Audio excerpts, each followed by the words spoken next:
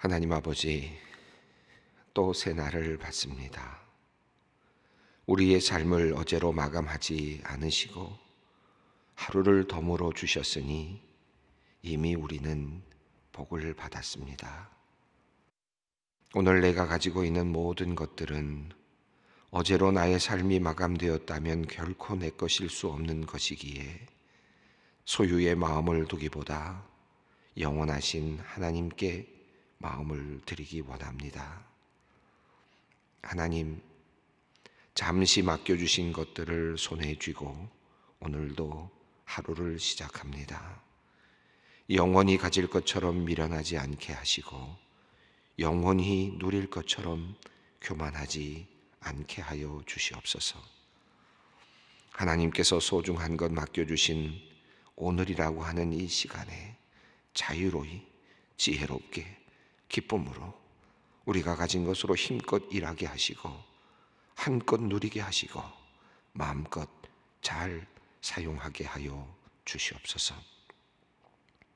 하나님, 오늘 내가 가지고 있는 것들이 살리는 도구가 되었으면 좋겠습니다.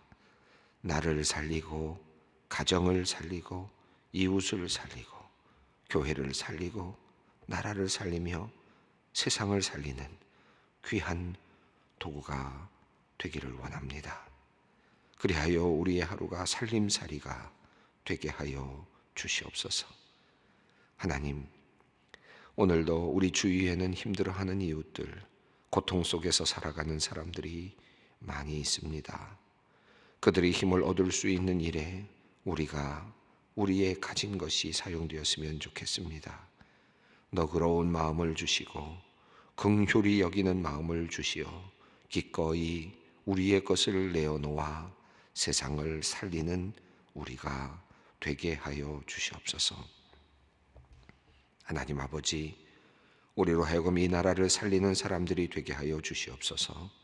예수 그리스도의 복음을 들고 이 나라 이 민족을 진실함으로 섬기어 하나님의 정의와 평화가 넘쳐나는 나라를 만드는 일에 우리가 사용되게 하여 주시옵소서. 하나님, 우리의 가정도 살아나길 원합니다. 무엇보다 주님께서 우리의 가정의 주인이 되어 주시기를 원합니다. 사랑으로 가득한 우리의 가정이 되게 하시고 예수 그리스도의 생명력으로 인해 기쁨이 충만한 가정이 되게 하여 주시옵소서. 상처 입은 가정, 훼손된 가정을 하나님께서 회복시켜 주시옵소서. 그리하여 우리의 모든 가족들, 식구들이 가정이라는 소중한 축복의 통로를 통해 삶의 무게를 견뎌낼 힘을 얻고 세상을 살아낼 용기를 얻게 하여 주시옵소서. 관계의 어려움으로 고통받는 성도님들을 위하여 기도합니다. 누군가를 도저히 용서할 수 없어 괴로운 사람들이 있습니다. 가족이나 친구 혹은 동료에 대한 배신감과 분노를 해결하지 못하고 힘들어하는 사람들이 있습니다. 하나님, 성령의 능력으로 뜨겁게 달아오르는 미움의 감정을 식혀주시기를 간구합니다. 관계의 회복을 위해 노력하는 이들을 주님께서 불쌍히 여겨주시옵소서. 하나님과 우리 사이에 막힌 담을 허무신 주님의 평화가 우리 가운데 있기를 소망합니다. 마음과 마음이 통하는 은혜를 내려주시옵소서. 한국교회와 소망교회 강단을 위해 기도합니다. 하나님, 한국교회의 강단마다 진리의 말씀이 강력하게 선포되게 하여 주시옵소서. 주님의 신비로운 말씀이 성령님의 조명 아래 바르게 해석되고 전달되어 듣는 이들이 깊은 감동으로 말씀을 받게 하여 주시옵소서. 잘못된 이단적 교리들이 발을 붙일 수 없도록 주님께서 한국교회의 강단을 지켜 주시옵소서. 특별히 소망교회 강단을 주님께서 지켜주시기를 원합니다. 말씀이 선포될 때마다 하나님의 뜻이 바르고 온전하게 전달되며 하나님의 은혜가 가득 넘치는 강단이 되게 하여 주시옵소서. 말씀을 전하는 모든 주님의 종들에게 성령을 부어주시고 하나님의 함께 하심을 나타내 보여주시옵소서. 세상을 살리고 교회를 살리며 사람을 살리는 생명의 말씀이 소망의 강단으로부터 흘러내려 온 땅을 적시며 흐르게 하여 주시옵소서. 하나님, 소망교회 성도들을 위해 기도합니다. 오늘 법의 심판대 앞에서 정의를 구하는 성도님을 주님께서 잊지 말아 주시기를 기도합니다. 바른 판결이 나오게 하시어서 하나님의 함께 하심을 감사하게 하여 주시옵소서. 그를 위하여 간절히 기도하는 가족들의 기도를 들어주시고 이 가정에 오늘 기쁨의 소식을 허락하여 주시옵소서. 하나님, 이제 큰 수술의 날짜를 받아들고 연약한 몸을 주님께 맡기며 기도하는 성도님을 주님께서 긍휼히 여겨 주시기를 기도드립니다. 오늘 입원하여 수술을 기다립니다. 불안한 마음이 주님께서 주시는 위로와 평안으로 변화되게 하여 주시옵소서. 가족들이 한 마음으로 기도할 때 주님께서 그 간절한 기도를 들어주시고 기적을 보여주시며 참된 치유를 선물로 허락하여 주시옵소서. 하나님, 암 수술과 치료 후에 오랜 시간 그래도 건강하게 살았는데 다시 검사하여 보니 다른 곳에 암이 전이되었다는 진단을 받고 마음이 무너져 내리는 성도님이 있습니다. 후회되는 일도 많고 두려움도 몰려옵니다. 주님께서는 모든 것이 가능하시오니 다시 한번 치유의 손으로 안수하여 주시어 주님의 딸이 완전히 나음을 얻게 하여 주시옵소서. 더욱 간절히 기도할 때 응답하시는 하나님을 만나 배우게 하시며 더 깊은 믿음으로 나아가게 하여 주시옵소서. 한평생 가족을 위해 헌신하며 성실하게 일을 하고 이제 퇴직한 배우자를 위해 기도하는 성도님이 있습니다. 가장으로 섬겨온 그의 헌신과 섬김을 하나님께서 기억하시고 가족들의 많은 존경을 받게 하시며 퇴직 후 육신의 연약함으로 힘들어하는 부분들을 잘 이겨내도록 주님께서 도와주시옵소서. 말씀과 기도를 통해 이전에는 몰랐던 하나님과의 친밀한 교제를 깊이 누리게 하시고 마음과 육신을 지혜롭게 잘 다스려 앞으로 더욱 행복하고 보람된 인생이 되도록 주께서 은혜를 베풀어 주시옵소서. 이제 말씀 앞으로 나아갑니다. 주님 성령을 통하여 말씀하여 주시옵소서. 우리의 마음을 낮추어 주시어 겸손히 말씀을 받고 기쁨으로 살게 하여 주시옵소서. 우리 주 예수 그리스도의 이름으로 기도드리옵나이다. 아멘. 오늘 주시는 하나님의 말씀은 사도행전 19장 13절로 20절 말씀입니다. 사도행전 19장 13절로 20절 말씀 함께 봉독하겠습니다. 이에 돌아다니며 마술을 하는 어떤 유대인들이 시험삼아 악귀 들린 자들에게 주 예수의 이름을 불러 말하되 내가 바울이 전파하는 예수를 의지하여 너희에게 명하노라 하더라. 유대의 한 제사장 스게와의 7 아들도 이 일을 행하더니 악귀가 대답하여 이르되 내가 예수도 알고 바울도 알거니와 너희는 누구냐 하며 악귀 들린 사람이 그들에게 뛰어올라 눌러 이기니 그들이 상하여 벗은 몸으로 그 집에서 도망하는지라. 에베소에 사는 유대인과 헬라인들이 다 이 일을 알고 두려워하며 주 예수의 이름을 높이고 믿은 사람들이 많이 와서 자복하여 행한 일을 알리며 또 마술을 행하던 많은 사람이 그 책을 모아가지고 와서 모든 사람 앞에서 불사르니 그 책값을 계산한즉 은 5만이나 되더라. 이와 같이 주의 말씀이 힘이 있어 흥왕하여 세력을 얻으니라. 아멘. 오늘 말씀은 읽어 내려가는 그 과정 속에서 이미 충분히 이해가 되셨겠습니다만은 흥미로운 사건이 하나 소개되고 있습니다. 앞서 나온 내용은 이제 바울의 그 손을 통해서 역사하시는 하나님의 그 역사하심을 이야기했습니다. 심지어는 바울의 옷자락 또는 앞치마 이런 손수건 이런 것들을 가지고 가서 그것에서 은혜를 입는 사람들도 있었다. 뭐 이런 표현까지 나왔습니다. 그래서 이제 하나님의 역사가 일어나고 있는 모습을 보여주었는데, 이제 오늘 본문은 그와 연결되어서 이제 하나의 사건이 일어나면서 우리에게 이제 교훈을 주는 내용으로 되어 있습니다. 그리스도인이 누구인가? 우리 믿는다는 것이 무엇인가? 우리는 무엇을 중요하게 여기면서 신앙생활을 해야 하는가 하는 이 질문 앞에서 우리가 이 본문을 본다면 매우 흥미로운 몇 가지들을 살펴볼 수 있습니다. 특별히 제가 지난 시간에도 말씀을 드렸습니다마는 첫 번째로는 이 아볼로의 이야기를 통해서 바른 신앙에 대한 이야기를 했는데요. 첫 번째로는 다시 말씀드립니다마는 예수 그리스도를 기다리는, 그래서 세례 요한의 세례 안에 있는 회개의 세례가 아닌 죄 용서의 세례, 진심으로 회개하는 것만이 아니라 죄 용서함을 받는 그 깊은 신앙 안으로 들어가는 것, 그리고 예수 그리스도께서 오실 것이다라고 기다리는 것이 아니라 예수 그리스도께서 이미 이 땅에 오셔서 십자가를 지시고 죽으시고 부활하셔서 이 땅에 새로운 생명을 허락하셨다, 새로운 하나님의 나라가 이 땅에서 시작되었다라고 하는 사실을 믿는 것, 이것이 매우 중요하다.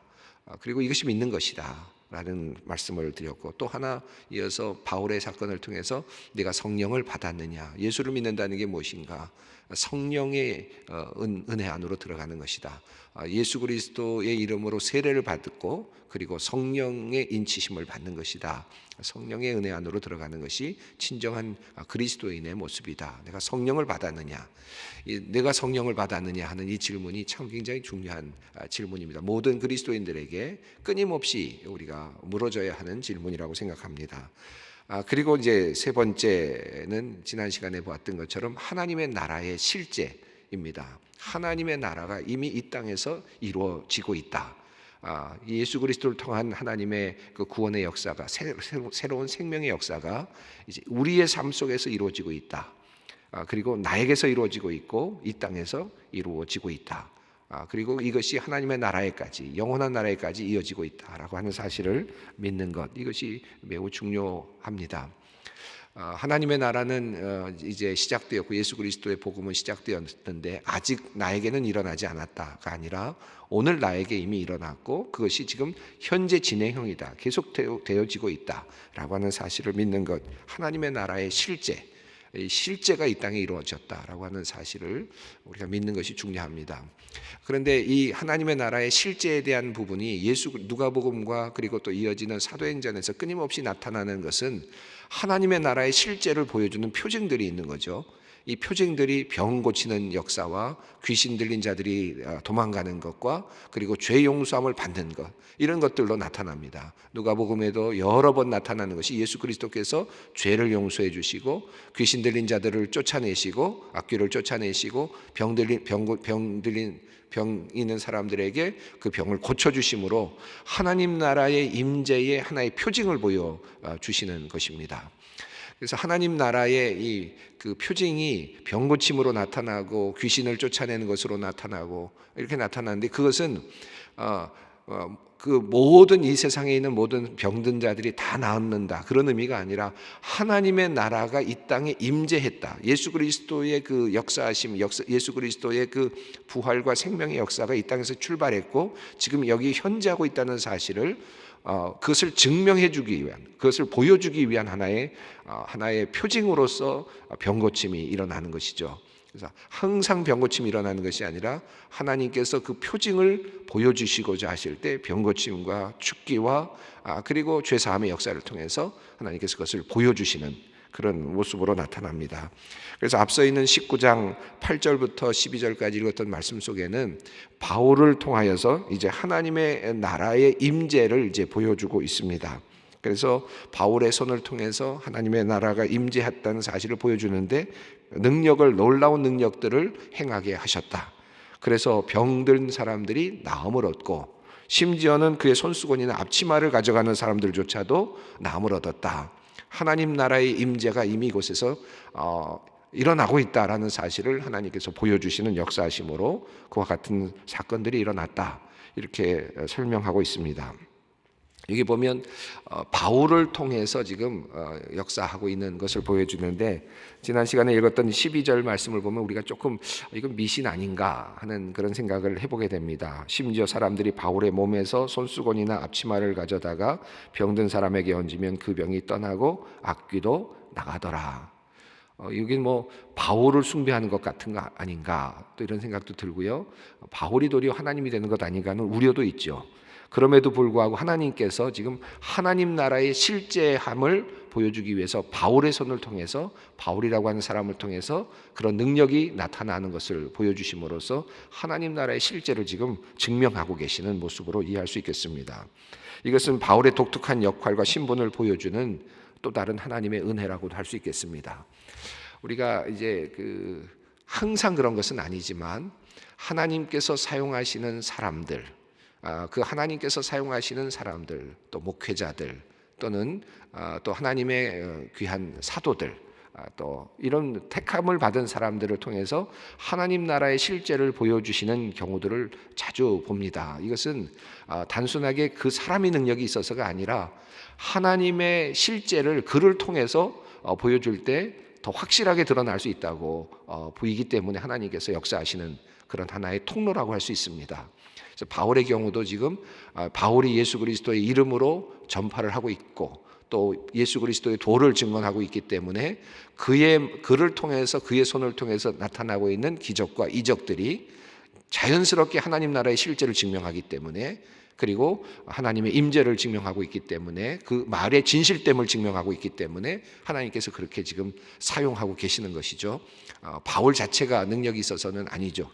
그래서 여기 보면 지금 바울을 통해서 하나님께서 큰 능력을 나타냈음을 보여주고 있습니다. 자, 그런데 이 13절부터 오늘 말씀은 여기서부터 파생된 하나의 사건입니다. 바울이 이런 일을 행하는 것을 보니까 어떻게 행했느냐 보니까, 가만 보니까 거기에 하나의 주술문처럼 한 마디를 항상 하는 것을 보았단 말이죠. 이 앞서 있는 내용에는 그 내용이 자세히 나와 있지 않습니다만은 13절 이후에 있는 내용을 보면 바울이 어떻게 했을 것이다라는 것이 이제 자연스럽게 드러나는데요. 13절 한번 읽어보겠습니다. 이에 돌아다니며 마술하는 어떤 유대인들이 시험 삼아 악귀 들린 자에게 주 예수의 이름을 불러 말하되 내가 바울이 전파하는 예수를 의지하여 너희에게 명하노라 하더라. 여기 보면 바울이 전하는 예수를 의지하여 너희에게 명하노라.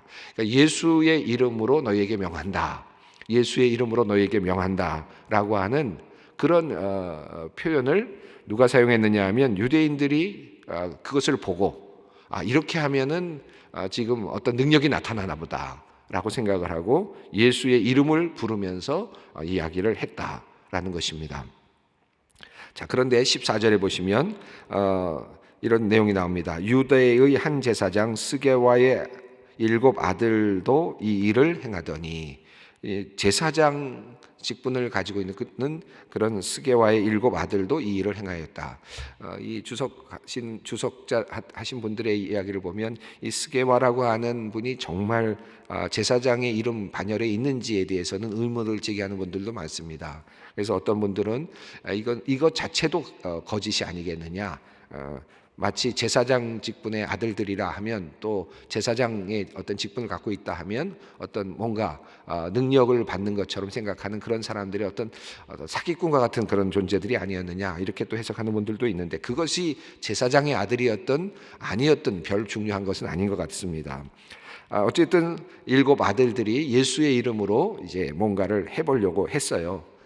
그랬는데 일이 어떻게 진행됐는지 보겠습니다. 15절입니다. 악귀가 대답하여 이르되 내가 예수도 알고 바울도 알거니와 너희는 누구냐 하며, 악귀가 알아봤습니다. 내가 예수도 알고 바울도 아는데 너는 누구냐, 이렇게 물었습니다. 도리어 그리고 어떤 일이 일어났습니까? 16절입니다. 악귀 들린 사람이 그들에게 뛰어올라 놀러 이기니 그들이 상하여 벗은 몸으로 그 집에서 도망하는지라.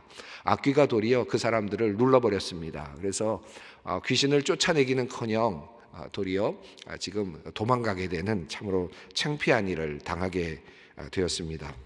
예수의 이름으로 이야기를 했는데, 예수의 이름으로 선포했는데, 예수의 이름으로 지금 그 명령했는데 지금 악귀가 꿈쩍도 하지 않은 겁니다. 꿈쩍도 하지 않고 도리어 그를 눌러 이겼다라고 하는 사실이죠. 주석하신 그 학자들에 의하면 그 당시에 에베소 지역에는 많은 그 주술을 하는 그런 사람들이 많았대요. 그리고 특별히 에베소 지역이 굉장히 많았다고 그렇게 이야기를 합니다. 그래서 지금도 그 파리나 런던에 있는 많은 그 박물관에 굉장히 많은 주술문들이 아직 있는데, 이제 뒤에 나오면 주술문들을 많이 태웠다라고 하는 내용이 나오는데, 여전히 그 주술문들이 많이 남아 있답니다. 그래서 그 박물관에 들어가 있는 그런 그 두루마리 그들이 있는데, 거기에 보면 예수의 이름으로 축기하는 내용까지도 그 마술적으로 사용됐던 흔적들이 있다라고 합니다. 그 프랑스 파리에 있는 주술 파피루스 속에 이런 내용이 있다고 하는데, 나는 히브리인들의 하나님 예수를 통하여 너에게 명한다, 또는 예수의 이름으로 너에게 청혼한다, 이렇게 이런 이야기를 한 그런 주술문이 있는 것들이 있답니다. 그만큼 당시에 이제 그런 주술문들을 가지고 예수의 이름으로 사용하려고 하는 사이비 종교, 그러니까 예수의 이름으로 지금 능력이 일어나니까 능력에만 그 어떤 하나의 그 관심을 두고 지금 예수의 이름을 가져다가 하나의 사이비 종교 같은 그 마술을 하는 사람들이 에베소 지역에 상당히 많았다는 것을 사회상을 반영해 주는 그런 내용이기도 합니다. 그래서 오늘의 내용은 당시에 있었던 그런 만연했던 또 다른 예수의 이름을 사용하고 있는 또 다른 어떤 이단들, 또 다른 사이비 종교들의 그런 모습들을 표현해 주고 있고, 그 증거가 여전히 여러 박물관에까지 있을 정도로 상당히 많이 있었다는 것을 우리가 볼 수 있습니다. 역사적으로 그렇고 당시의 상황도 우리가 그렇게 이해할 수 있을 것 같습니다. 그런데 이 이야기는 성경 속에서 우리에게 또 다른 의미를 전해주죠. 신학적인 의미가 우리에게 담겨져 있습니다. 여러분, 예수의 이름으로라고 하는 이 말 자체로 능력이 발생했느냐? 지금 13절부터 16절까지의 내용은 그렇지 않았다라고 하는 사실을 표현해 주고 있습니다. 예수 그리스도의 이름으로 나가라 명령을 했더니 뭐라고 얘기했느냐면, 내가 예수도 알고 바울도 알거니와 너는 누구냐? 이 굉장히 중요한 내용이죠. 여러분, 이 말은 예수도 알고 바울도 안다라는 말을 예수와 바울이 동격이다는 말로 해석하는 것이 맞겠습니까? 그런 의미는 아니라고 봅니다. 여기서 지금 이 악귀를 통해서 지금 표현되고 있는 이 말은 예수의 이름으로라는 말이죠. 그리고 바울은 또 어떤 의미가, 예수의 이름으로 바울을 통하여 지금 악귀들이 지금 도망하고 나가고 병 고침이 일어나는 이런 역사가 있는데, 지금 그러니까 예수의 이름으로 바울을 통해서 지금 역사하심이 일어나는데, 그러니까 바울은 하나의 또 사용되는 한 사람이라고 할 수 있겠습니다. 예수의 이름으로 바울이 지금 역사를 이루어 가고 있는데, 너는 누구냐? 네가 말하는 너는 누구냐? 축기하고 있는 너는 누구냐? 하는지 이런 질문을 던지고 있습니다. 보통 이제 인효론이라고 해서 세례와 관련해서 종종 쓰는 말이 있는데, 엑스 오페레 오페란티스라고 하는 이제 용어가 있습니다. 이것은 이제 그것을 베푸는 사람에 의해서 능력이 발생한다라고 하는 그런 이제 입장을 가지고 있는 것입니다. 이것도 오늘 이 본문하고도 조금 연관이 되는데, 물론 이것이 인효론을 이야기하는 것은 아니지만, 그러나 하나님의 능력이 나타나는 과정에서 매우 중요한 것은 예수 그리스도의 이름이라고 하는 것도 중요하지만, 또 그것을 믿는 믿음도 중요한데, 그것보다 더 중요한 또 다른 중요한 요소가 무엇이냐?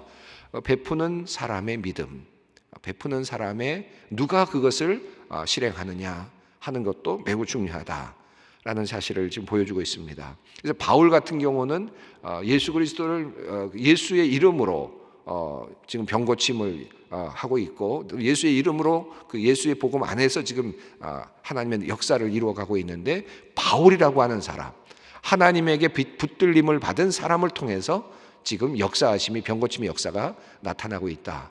반드시 예수님의 이름이라고 하는 그것만으로 사용해서 주술적으로 사용하는 곳에 역사하심이 일어나지 않았다라고 하는 사실을 보여주고 있습니다. 자, 17절을 읽습니다. 에베소에 사는 유대인과 헬라인들이 다 이 일을 알고 두려워하며 주 예수의 이름을 높이고. 이 17절 말씀이 그 맥락상으로 보면 조금 이게 흐름이 잘 안 맞죠. 왜냐하면 예수의 이름으로라고 해서 지금 누군가가 주술적으로 사용했는데, 그런데 너는 누구냐 그래서 지금 그 역사하심이 나타나지 않았거든요. 그렇다면 어떻게 돼야 됩니까? 예수의 이름만으로는 안 된다. 사실은 바울이 더 중요하다, 이렇게 갈 수도 있는 부분인데 17절에서는 예수의 이름을 높였다, 이렇게 표현을 했습니다. 이 말은 이제 이 말의 뜻은 예수님의 이름값이 높아졌다라는 뜻이라기보다는 이제 보다 더 하나님 예수 그리스도에 대한 어떤 그 신뢰되는 어떤 신앙 안으로 그들이 들어가게 되었다라는 의미로 해석하는 것이 더 옳을 것 같아요. 에베소에 사는 유대인과 헬라인들이 다 이 일을 알고 두려워하며 주 예수의 이름을 높였다. 이게 그냥 예수님의 이름만 가지고 주술적인 것만 가지고 되는 것이 아니고 진정한 믿음이 필요하고, 또 진정 믿음으로 또 하나님으로부터 사용되는 도구, 다시 말하면 바울과 같은 사람, 또 사도와 같은 사람들, 그렇게 하나님께서 사용하시는 그 통로를 통해서 지금 하나님의 역사가 믿음을 통해서 역사하고 있다라고 하는 이 사실들을 이해하면서 이제 기독교에 대한 복음이 조금 더 보다 총체적으로 이해되고 있는 과정이라고 볼 수 있겠습니다. 그래서 그들의 이름을 이제 예수의 이름을 높였습니다. 18절과 19절을 읽습니다. 믿는 사람들이 많이 와서 자복하여 행한 일을 알리며 또 마술을 행하던 많은 사람이 그 책을 모아가지고 와서 모든 사람 앞에서 불사르니 그 책값을 계산한 즉 은 5만이나 되더라. 20절입니다. 이와 같이 주의 말씀이 힘이 있어 흥왕하여 세력을 얻으니라. 여기서 그들이 이제 죄 고백을 하고 자복하고 죄 용서함을 받고, 그리고 마술 행하던 것들을 가지고 와서 모두 불살라버리고 바른 믿음으로 들어가고 있는 에베소 교회가 점점 그리스도에 대한 그 신앙의 고백 안으로 들어가고 있는, 그래서 주님의 말씀이 힘이 있어 흥왕하고 세력을 얻어가고 있는 모습을 보여주고 있습니다. 오늘 이 본문을 읽으면서 우리가 몇 가지를 깨닫게 되는데, 예수 그리스도의 이름만으로 주술적인 어떤 그런 하나의 그 어떤 예수 이름 그것만이 아니라 진정한 믿음, 또 그것을 행하고 있는 시행하고 있는 또 사도 바울, 이런 집례자와 또 믿음과 예수의 이름, 이 모든 것들이 함께 갈 때 진정한 하나님의 능력이 나타나고 있는 모습을 우리가 봅니다.